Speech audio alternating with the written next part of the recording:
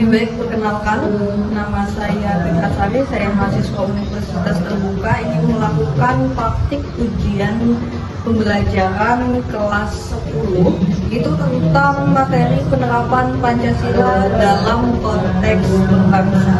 Selamat menyaksikan. Oke, baik, bismillahirrahmanirrahim. Assalamualaikum warahmatullahi wabarakatuh. Waalaikumsalam warahmatullahi wabarakatuh. Alhamdulillahirrahmanirrahim. Allahumma sholli ala sayyidina Muhammadin wa ala alihi wasallam. Baik, kali ini pertemuan kita di pembelajaran PPKN tentang penerapan Pancasila dalam konteks berbangsa. Sebelum mulai pembelajaran, kita berdoa terlebih dahulu. Untuk doa dipimpin oleh Nafisa. Silakan.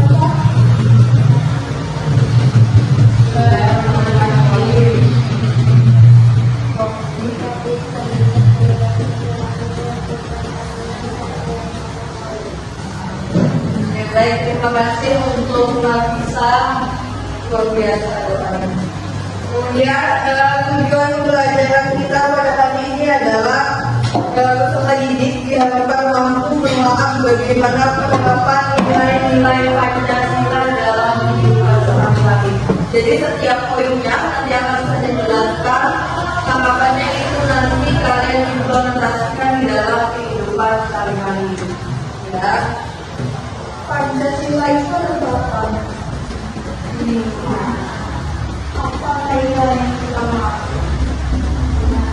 Ketuhanan yang Maha Esa. Ini yang kedua, kemanusiaan yang adil dan beradab. Tiga, kita bisa persatuan Indonesia. Empat, teman Sami,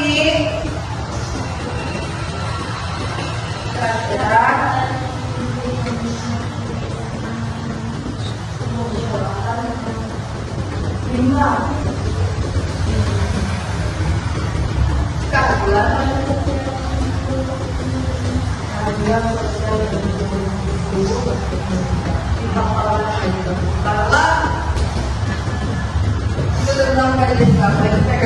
tentang Pancasila nanti di dari kelas 10 sampai kelas 12 itu tidak akan luput dari Pancasila. Namanya juga sudah PKN, pendidikan Pancasila dan keluarga negara. Jadi selama namanya PPKN itu pembelajaran pembahasan tentang Pancasila itu akan ada. Oke, yang pertama kita akan diskusikan dan refleksikan penerapan Pancasila menurut sila-sila Pancasila. Yang pertama adalah tentang ketuhanan yang Maha Esa. Dalam konteks kehidupan berbangsa, sila pertama ini merefleksikan bahwa bangsa Indonesia adalah bangsa yang percaya kepada Tuhan yang Maha Esa. Karena itu ia dapat melaksanakan ajaran-ajaran agamanya secara nyaman dan sesama tanpa mengalami gangguan. Di sini menunjukkan bahwa negara menjamin kebebasan untuk kalian memeluk agama. Jadi sebenarnya negara itu tidak mengharuskan kalian beragama Islam semuanya, tidak. Tetapi negara memberikan kebebasan untuk kalian menjalankan agama kalian tanpa ada gangguan dari pihak manapun. Artinya kalau misalkan kalian merasa diganggu atau apa segala macam, negara akan memberikan perlindungan itu. Ya, itu juga konsep ketuhanan yang Maha Esa ini juga membahas tentang menghargai ya satu dengan yang lain. Jadi konsep ini juga menjelaskan bahwa negara Indonesia bukan hanya negaranya yang bertuhan, akan tetapi setiap individunya adalah individu yang bertuhan. Makanya setiap dari warga negara Indonesia itu wajib memiliki yang namanya agama melalui 6 agama yang diakui di Indonesia. Apa saja agamanya? Yang pertama Islam dulu. Yang kedua yang ketiga Katolik, Buddha, lagi Hindu, Konghucu.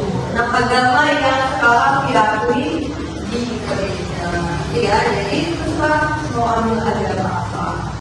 Nah, dan juga kita menghormati. Memang yang kita percaya adalah agama kita yang paling benar. Tetapi kita juga tidak boleh menyalahkan agama orang lain.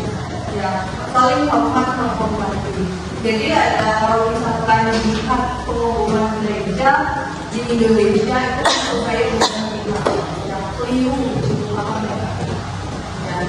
Kemudian yang semuanya mereka paham ya.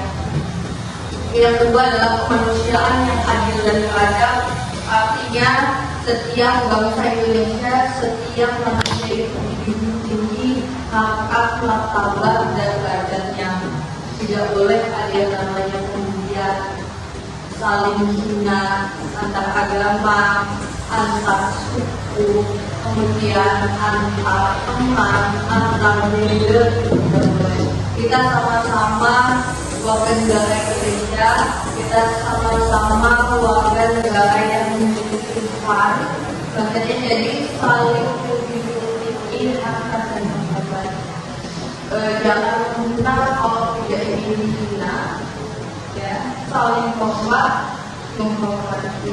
Kemudian juga ada hal-hal yang tidak boleh dilakukan dalam hal penasihat ini, contohnya adalah kemudian perundungan, diskriminasi, itu tidak boleh dilakukan. Ya, itu diimplementasikan banyak. Kalau misalkan kalian tidak senang dibully, ya jangan membuli. Kalian kan kalau misalkan dibully itu kan merasa harkat dan martabatnya jatuh. Nah itu juga kalian itu melakukan sesuatu itu, ya sudah seperti kalian memperlakukan orang lain itu ya sebagaimana kalian ingin melakukan. Kalau misalkan kalian ingin mengangkat dan martabatnya, ya jangan merendahkan harkat dan martabat orang lain.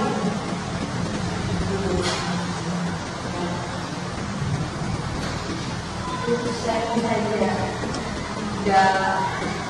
masalah, ya biasa saja. Jangan tegang. Kemudian tentang persatuan Indonesia.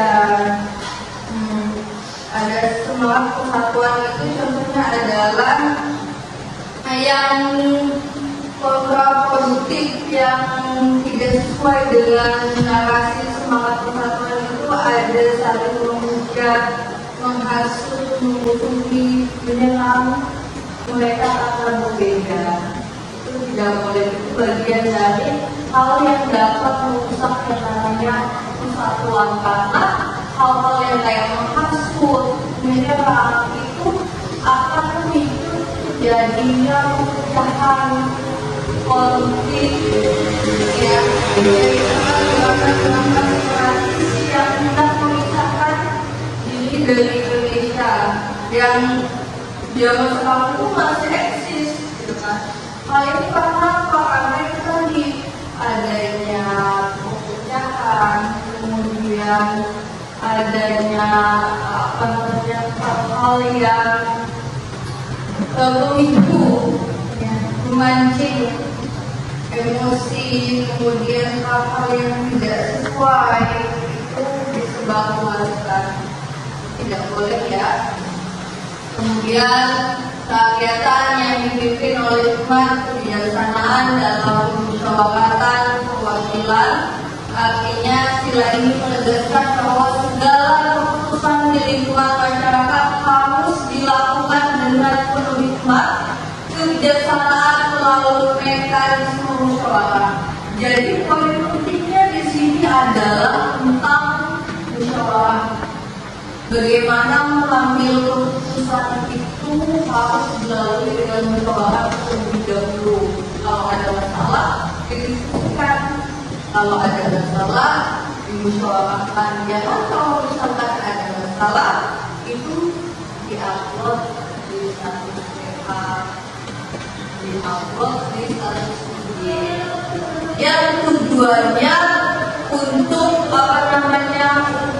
untuk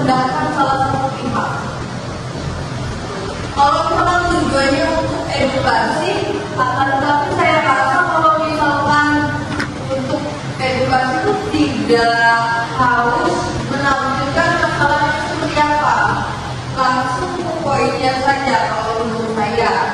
Ya, jadi kalau ada masalah dalam umat, di rumah kalian, di keluarga kalian, tidak perlu di-upload.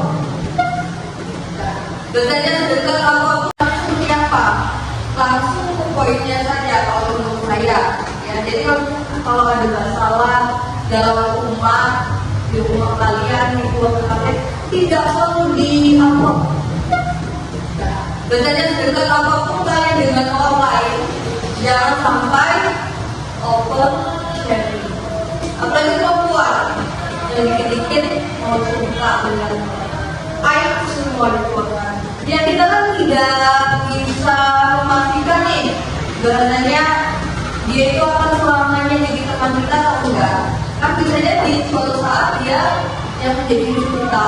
Bukankah airnya semuanya? Makanya katanya sedekat apapun kita dengan seseorang jangan sampai open sharing. Jadi kalian batasi diri kalian.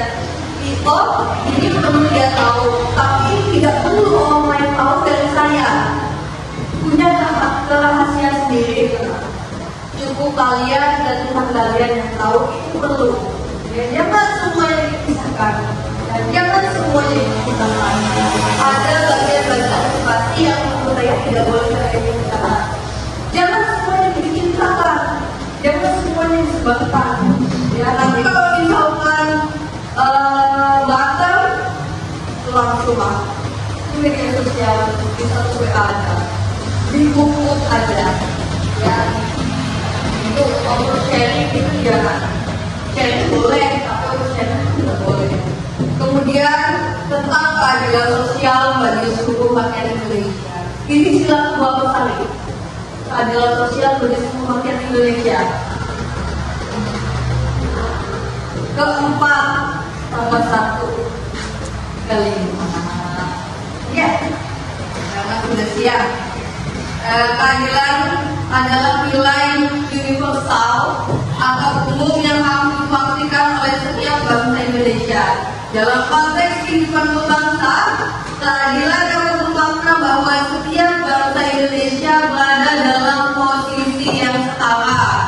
Kesetaraan gender artinya semua orang berhak atau boleh yang namanya mendapatkan pendidikan. Kalau dulu kan perempuan nggak usah sekolah, soalnya untuk menjadi dapur. Padahal kita perempuan itu memang di dapur peradaban. Ya, memang di rumah peradaban. Karena kan anak akan sama dengan ibu ya kan. Kejauhan ya. Jauh. Kemudian misalnya tentang penggajian atau apa, opsi kerja laki-laki dengan perempuan ini opsinya sama misalkan. Tapi karena kamu perempuan, gajinya lebih sedikit saja. Nah itu tidak boleh. Padahal gajinya sama. Kecuali misalkan jobdesknya laki-laki ini lebih banyak, perempuan lebih sedikit, boleh apa namanya memberikan gaji sesuai dengan apa yang dikerjakan. Boleh. Tidak adil itu tidak harus sama, akan tetapi adil adalah meletakkan sesuatu pada tempatnya. Ya, baik, maksudnya paham. Sama saja, maaf ya. Oke, baik, saja dapat saya sampaikan. Pada pertemuan selanjutnya kita akan membahas tentang peluang dan tantangan penerapan Pancasila. Jadi di dalam sila-sila Pancasila yang kelima itu ada peluangnya, ada tantangannya untuk mengimplementasikannya. Oke, baik, saja dapat saya sampaikan. Segala kekurangan. Assalamualaikum warahmatullahi wabarakatuh. Waalaikumsalam.